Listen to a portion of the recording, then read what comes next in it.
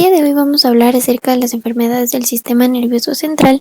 Sin embargo, nos vamos a basar principalmente en los fármacos que se utilizan en estas enfermedades. Esperamos sea de su agrado. Dentro de esta presentación vamos a hablar acerca de la esclerosis múltiple y del Alzheimer. Dentro de estos tópicos se encuentra la etiología, fisiopatología, diagnóstico, características clínicas y tratamientos sobre las enfermedades. Espero que disfruten esta presentación. La esclerosis múltiple es una de las enfermedades degenerativas del sistema nervioso central, puesto que en esta se vean afectadas las neuronas que componen al mismo.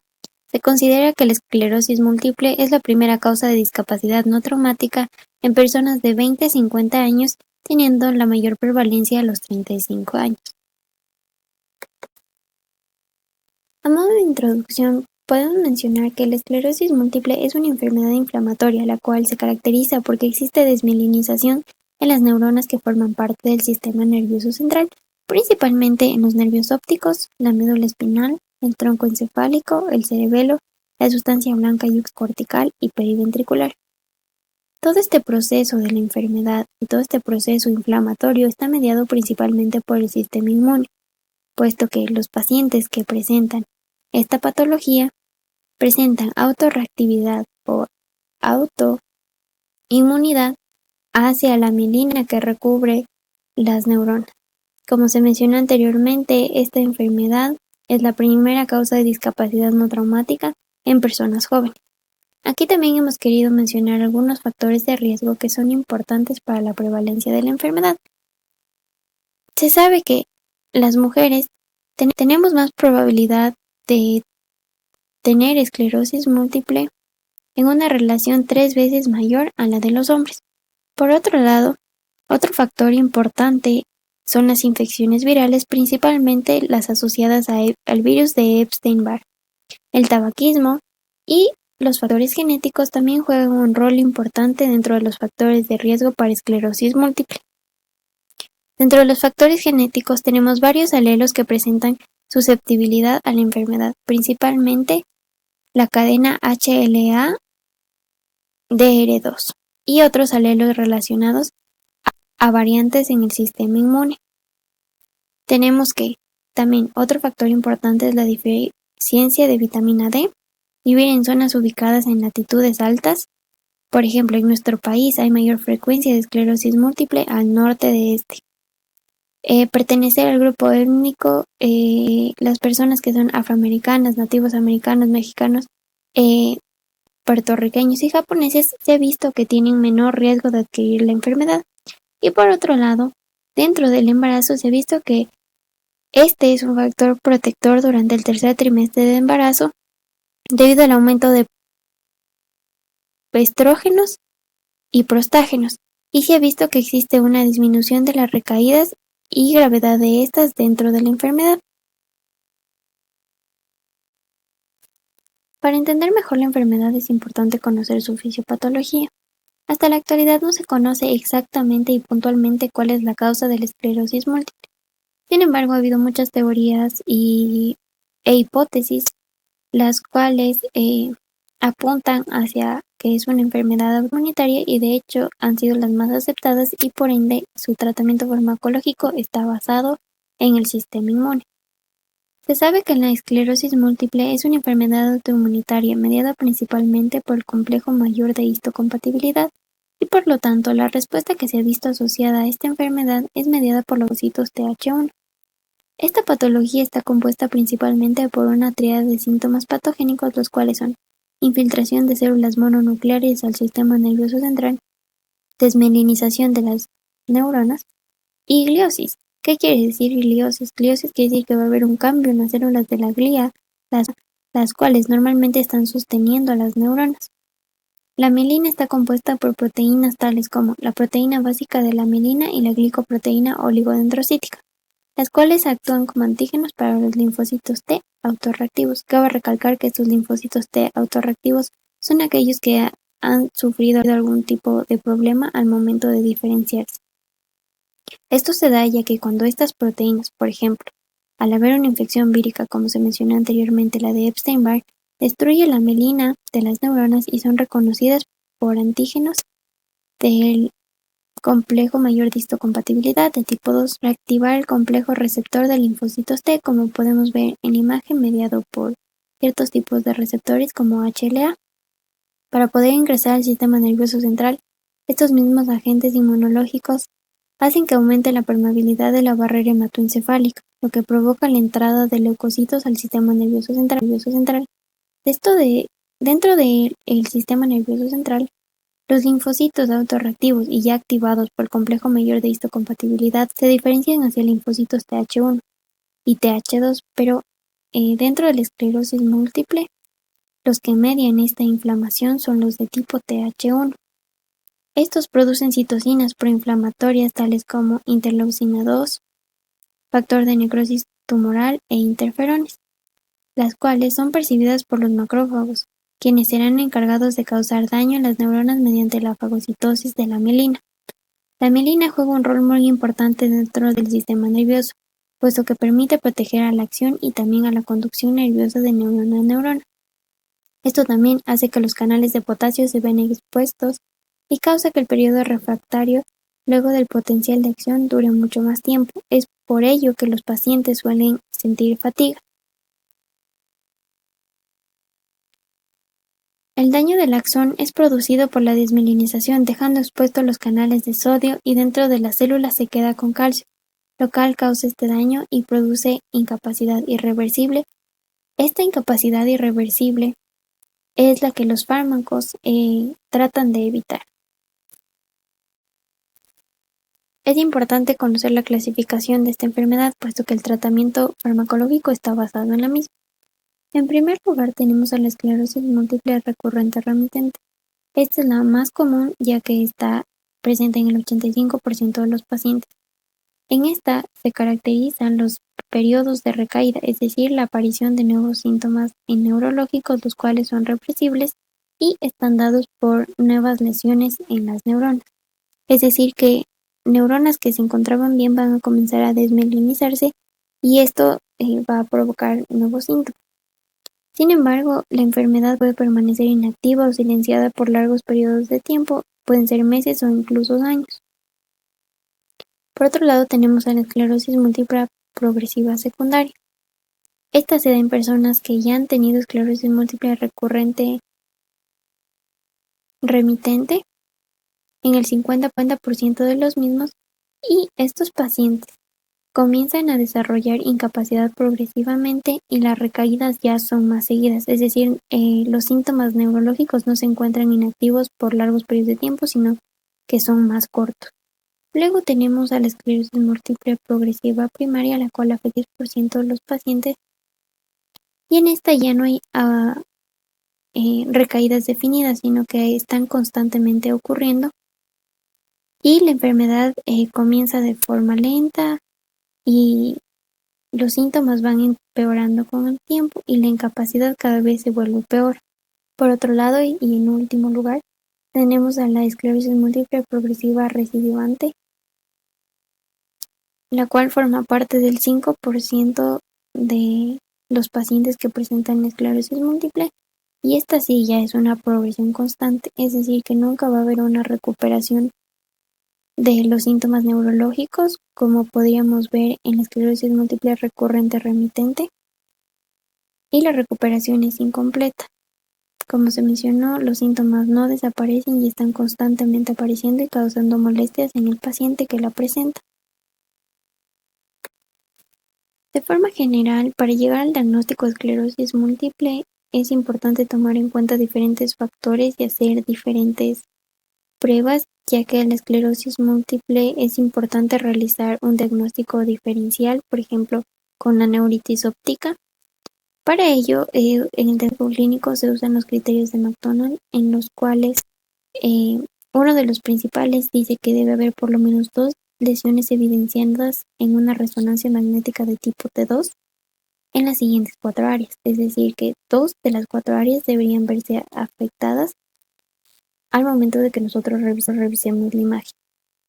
Estas son las áreas periventricular, yuxtacortical, infratentorial o la médula espinal.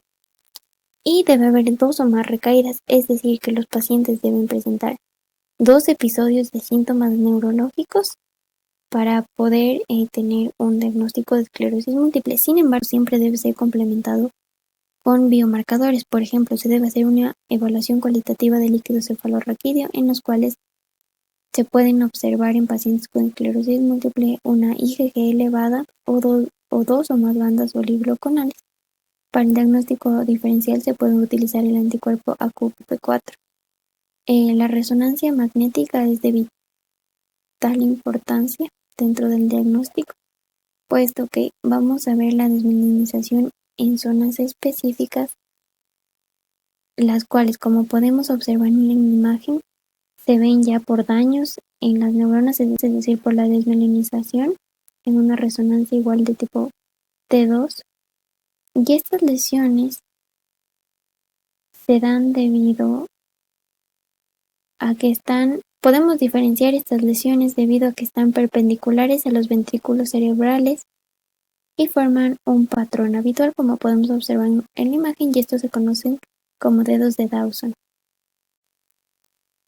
Los síntomas y características clínicas que presentan estos pacientes al acudir a un centro médico o un hospital son trastornos sensitivos motores en uno o más miembros, neuritis óptica, diplopia, ataxia, fatiga, nistagmo, vértigo.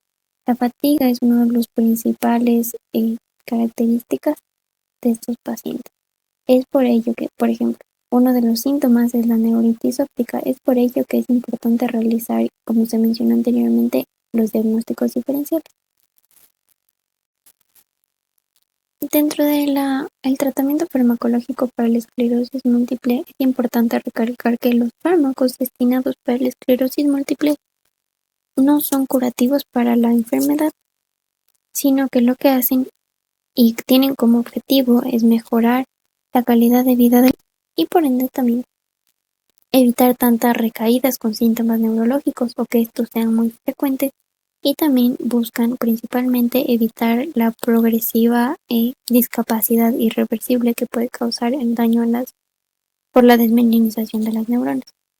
Y dentro de esta presentación se ha incluido este gráfico que ha sido tomado del libro Goodman and Gilman, ya que este explica de manera correcta y de manera más simple cómo actúan cada tipo de fármacos. La FDA ha aprobado 12 fármacos, los que están dentro de 4 clasificaciones. Sin embargo, ningún fármaco se ha visto realmente efectivo en la esclerosis múltiple progresiva primaria. Entonces vamos a empezar. El primer grupo de fármacos son los de tipo interferón beta 1A. Estos se pueden utilizar por vía intramuscular o por vía subcutánea, y la dosis va a depende de qué vía de administración usemos. El tratamiento se da principalmente en la esclerosis múltiple recurrente remitente, y principalmente busca, como ya se mencionó anteriormente, reducir las recaídas, no en su totalidad, pero como dice aquí, en un 33%, que es la tercera parte de las recaídas, es decir, ayuda bastante. Busca también que haya menor cantidad de lesiones dentro de las neuronas del sistema nervioso central, lo que como consecuencia es que nos va a traer que al momento de realizar una resonancia magnética nosotros obtengamos la visualización de menos como puntos blancos, como pudimos observar en la imagen que se presentó anteriormente en una resonancia magnética de tipo 2, que serían los dedos de Dawson. Por otro lado, también habría un retraso de la atrofia cerebral. El mecanismo de acción de estos tipos de interferones es actuar en la barrera hematoencefálica. ¿Esto cómo lo hace? Los linfocitos T son una fuente de metaloproteinasas de la matriz. ¿Qué quiere decir? ¿Qué son estas metaloproteinasas? Estas metaloproteinasas salen de los linfocitos y les ayudan a pasar al sistema nervioso central, aumentando la permeabilidad, como se explicó en un principio, de la barrera hematoencefálica. Entonces, las metaloproteinasas, lo que hacen es aumentar la permeabilidad en la lámina basal de la barrera hematoencefálica y lo que hacen es degradar y de este modo se incrementa la permeabilidad de la barrera, permitiendo el paso de muchos más leucocitos. Entonces, los interferones beta de tipo 1A lo que hacen es inhibir estas metaloproteasas que son expresadas por los linfocitos T y de este modo reducimos la permeabilidad de la barrera hematoencefálica y no va a haber el paso de los linfocitos hacia el sistema nervioso central. Por otro lado, también como se indicó en la imagen, al momento que los linfocitos T suenan por las proteínas de la mielina, estos se activan con el complejo de histocompatibilidad de tipo 2 mediante HLA y las moléculas de coestimulación de B7 y CD8 y CD40 y CD40L. Estas son importantes para la activación de los linfocitos. Entonces, si se reduce esta activación, vamos a reducir la cantidad de linfocitos autorreactivos hacia la mielina. Y también el otro mecanismo de acción que tienen es que en vez de que los linfocitos se conviertan en Th1, que son los que van a producir las citocinas proinflamatorias, se conviertan a linfocitos Th2, los cuales producen efectos antiinflamatorios. Por otro lado, tenemos a los interferones de tipo beta 1b. Estos se dan por vía subcutánea e igualmente se utilizan en el tratamiento de la esclerosis múltiple recurrente remitente y tienen el mismo efectos y el mismo mecanismo de acción que los mencionados anteriormente. De ahí, por otro lado, tenemos el acetato de glatiramero, que se da por vía subcutánea. Estos también se indican en el tratamiento de esclerosis múltiple recurrente remitente. Esto, al igual que los interferones beta 1A y 1B, reducen la recaída. Como se indicó al principio, los fármacos es claramente reducir el número de recaídas y de presencia de los síntomas neurológicos. Y estos, en cambio, tienen una mayor acción al activar los linfocitos de tipo Th2 que entran en el sistema nervioso central. Es decir, estos permiten que los linfocitos activados entren al sistema nervioso central, pero al momento de diferenciarse no se diferencian en linfocitos Th1, sino en linfocitos Th2. Y de este modo se reduce la inflamación dentro del sistema nervioso central y por ende se reduce la desmielinización de las neuronas. Por otro lado, el fármaco más eficiente en la reducción de recaídas o de recidivas de los síntomas neurológicos que causa la esclerosis múltiple es la mitoxantrona. Esto se da por vía intravenosa y efectiva se da en todas las formas de agravamiento de la esclerosis múltiple recurrente remitente.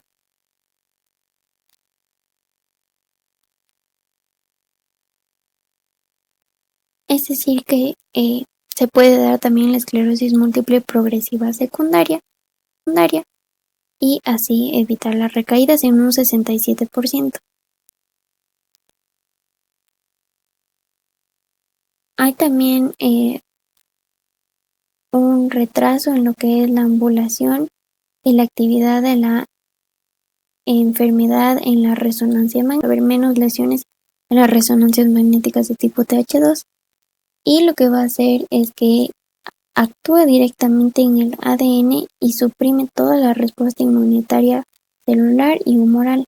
Esto quiere decir que va a actuar directamente en la diferenciación de los linfocitos para que estos solamente los linfocitos que van a actuar correctamente en nuestro sistema inmune sean los efectores, más no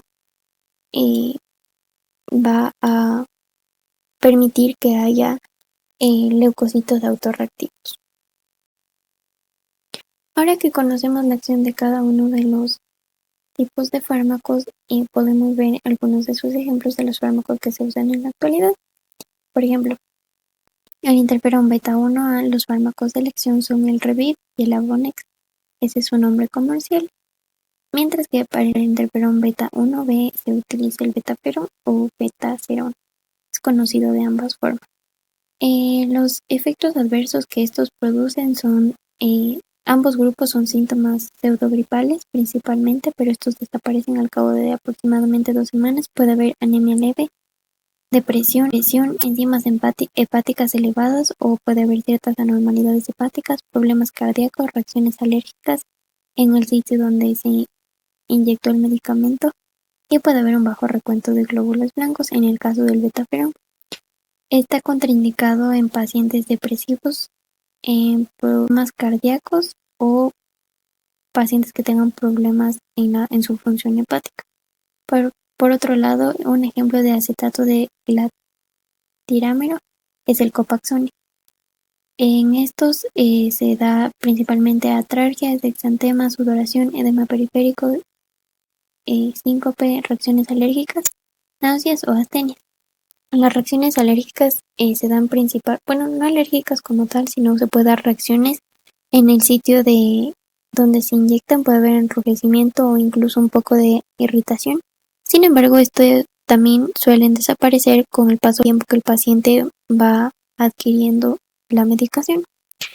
Es importante recalcar que los pacientes que usan interferón beta-1A o interferón beta-1B pueden desarrollar inmunidad al tratamiento que se demuestra por la presencia de anticuerpos neutralizantes que se pueden detectar a través de un examen de sangre. Es por ello que es importante manejar de manera adecuada a los pacientes que usan interferón. Por un lado, la mitoxantrona, el ejemplo comercial de este fármaco que se usa en la actualidad es el Novantona.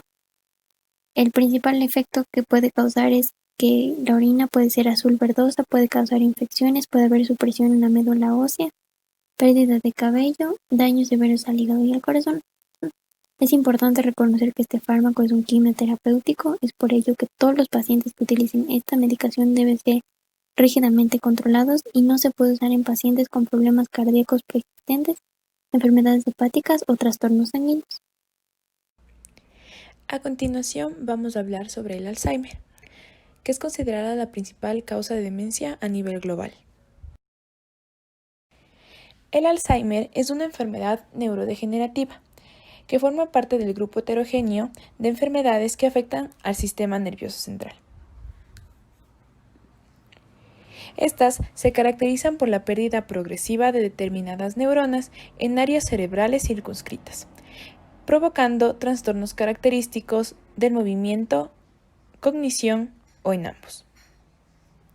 La transmisión de señales en el sistema nervioso central se lleva a cabo por medio de neurotransmisores. Es por esto que los fármacos que actúan a este nivel lo hacen alterando los procesos de neurotransmisión. La incidencia y la prevalencia de esta enfermedad aumentan con la edad. Es así que 1 de cada 10 individuos a partir de los 65 años la padece, mientras que a partir de los 85 años 1 de cada 3 individuos pueden presentar Alzheimer. El lóbulo temporal medial, que incluye la corteza entorrinal y el hipocampo, es la región del cerebro más vulnerable a la disfunción neuronal. En el Alzheimer se pueden identificar 3 etapas. La primera es la preclínica. En esta se evidencia el inicio de la acumulación de proteínas, de las cuales hablaremos a continuación. Y cabe recalcar que esta etapa es asintomática. La segunda es la del deterioro cognitivo leve. Aquí, el paciente presenta pérdida de memoria progresiva que no afecta la función diaria. Finalmente está la etapa de la demencia, en la que existe una pérdida progresiva de las habilidades funcionales. La muerte en estos pacientes se produce dentro de 6 a 12 años luego del inicio de la enfermedad. La etiología del Alzheimer se centra principalmente en la genética, pues se han identificado 3 mutaciones en distintos genes como causas de aparición temprana del Alzheimer. El primer gen es el APP, que codifica una proteína precursora de A-beta. Asimismo, están el PSEN1 y PSEN2. Ambos codifican para la presenilina 1 y 2 respectivamente. Los tres genes se involucran en la producción de péptidos A-beta, que se genera por escisión proteolítica, donde va a actuar la enzima beta-secretasa y delta-secretasa. Otros genes, como el ApoE, que codifica la proteína ApoE, aumentan el riesgo de padecer Alzheimer. Aquí, el alelo epsilon 4 de la proteína ApoE está presente en la mayoría de los casos, es decir, en un 50%, mientras que los alelos ApoE2 pueden tener un efecto protector. Asimismo, los alelos Apo epsilon 3 no disminuyen ni aumentan el riesgo de desarrollar Alzheimer. Existen otros factores de riesgo aparte de los genéticos, como es la edad avanzada, antecedentes familiares de demencia, bajo nivel socioeconómico y o educativo, diabetes, obesidad, dislipidemia, hipertensión, aterosclerosis periférica y enfermedad cardiovascular, entre otros. Existen tres mecanismos fisiopatológicos que van a contribuir a la enfermedad de Alzheimer. La primera son las placas seniles extracelulares, también conocidas como las placas amiloides. Estas suelen situarse en la materia gris del cerebro. La proteína A-beta es el componente principal de estas placas. La escisión enzimática de la APP transmembranosa por agregación de la beta-secretasa y delta-secretasa son las que van a formar el péptido A-beta. Y este es el que va a terminar en la formación de placas insolubles junto con la proteína tau y la microglía, que finalmente van a causar un efecto neurotóxico. Esto nos lleva al segundo mecanismo fisiopatológico, que son los enredos neurofibrilares intracelulares, que se deben a la acumulación e hiperfosforilación de la proteína tau.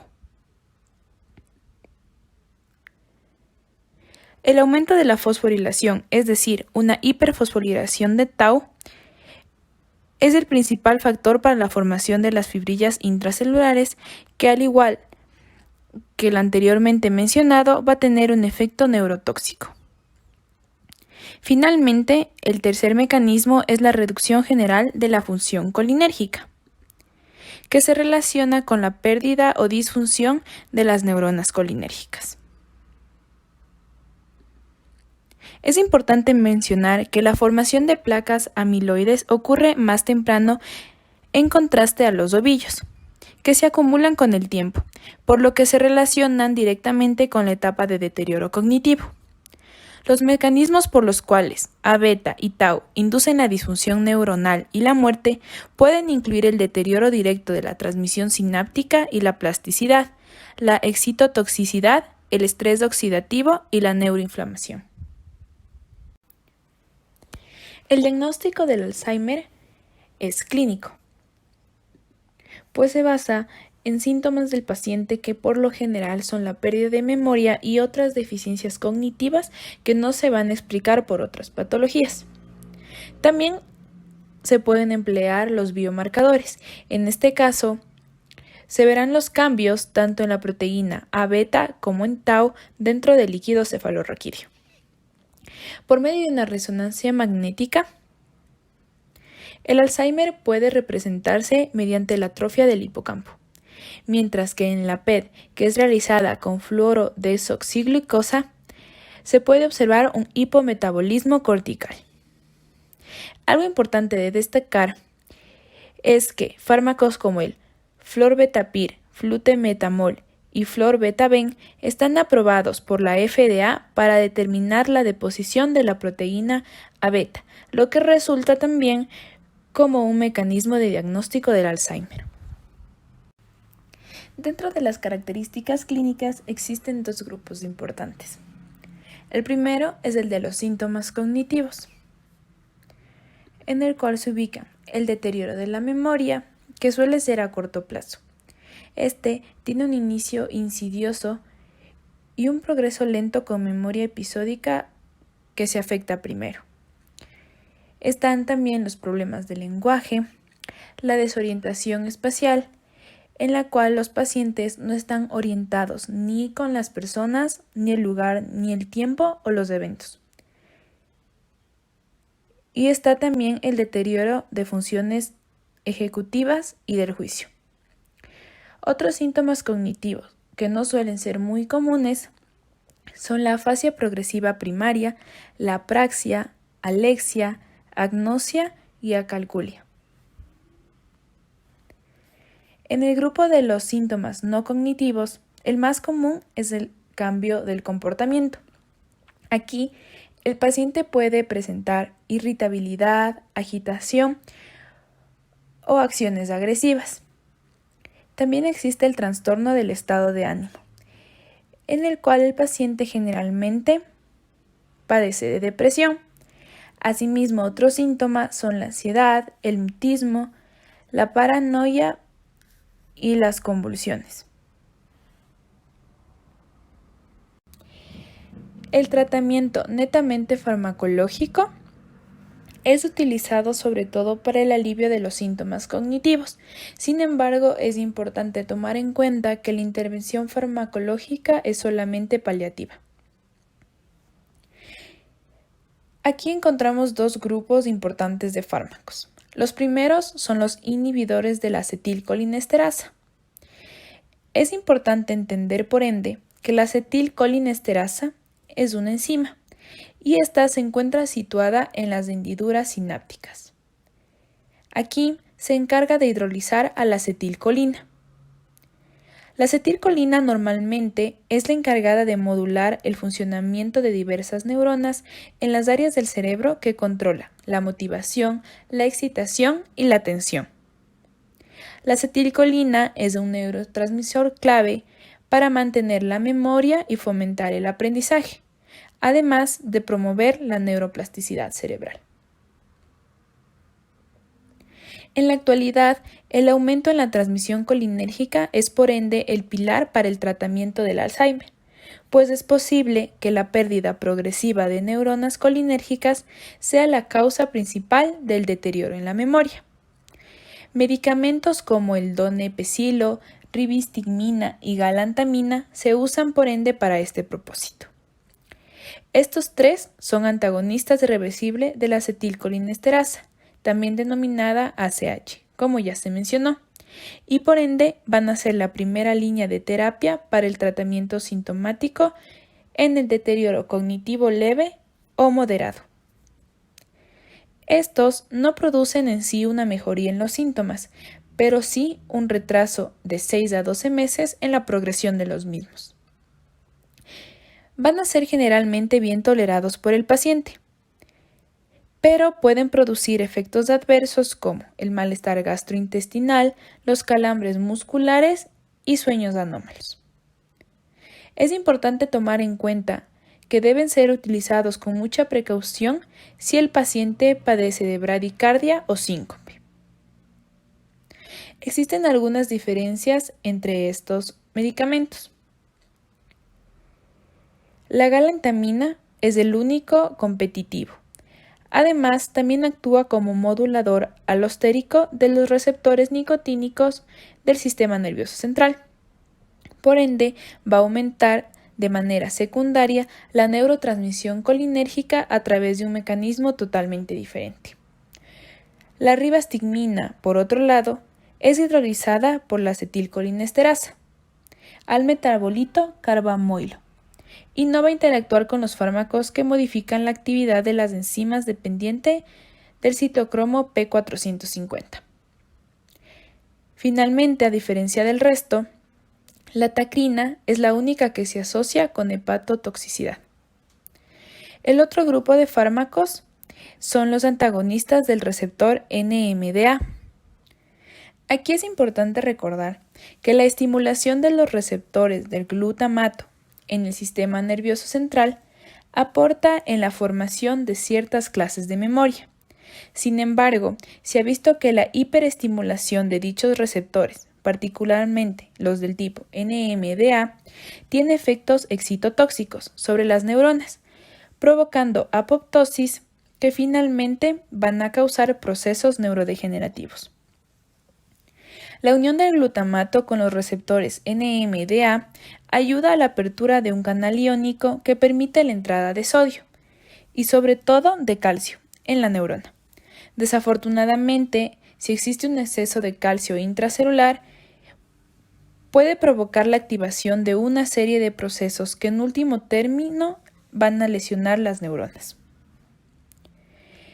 El principal medicamento ejemplo de este grupo es la memantina. Este es un agonista no competitivo del receptor. Puede usarse como complemento o alternativa a los inhibidores de acetilcolinesterasa en etapas como la demencia, ya que retrasa el deterioro clínico debido a que éste va a limitar la entrada de calcio en la neurona, de modo que durante la hiperestimulación de los receptores NMDA no se logra alcanzar los niveles tóxicos intracelulares. Sus efectos secundarios incluyen la cefalea leve o mareos. Debido a que se excreta por los riñones, su dosis debe reducirse si el paciente presenta insuficiencia renal grave.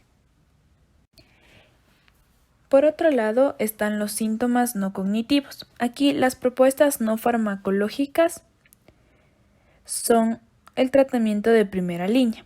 Dentro de estas pueden estar ubicadas las modificaciones en el estilo de vida, es decir, se recomienda al paciente cumplir con un horario de sueño de forma regular, mantener un ambiente familiar y eliminar el ruido ambiental. Asimismo, existe la rehabilitación cognitiva, que se basa en un entrenamiento de la memoria a base de rompecabezas y juegos interactivos con el fin de apoyar la retención de la memoria.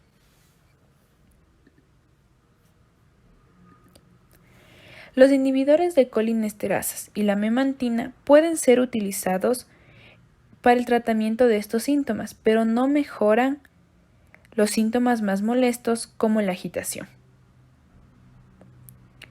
Como primer ejemplo de fármaco está el citalopram, que es un inhibidor selectivo de la recaptación de serotonina, siglas IRSS. Este mostró especial eficacia en el control de la agitación. Asimismo, están los antipsicóticos atípicos, como la risperidona, olanzapina y quetiapina.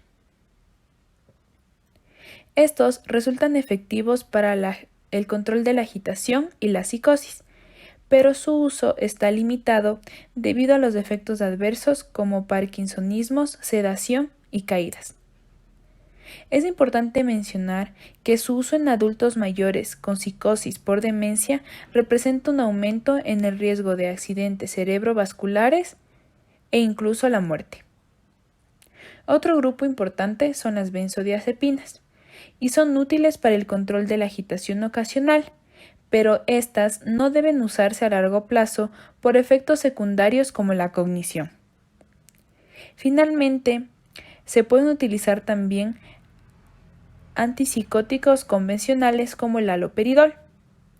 Este es útil específicamente para controlar la agresión, pero puede causar sedación y síntomas extrapiramidales que limitan su uso al control agudo de los síntomas.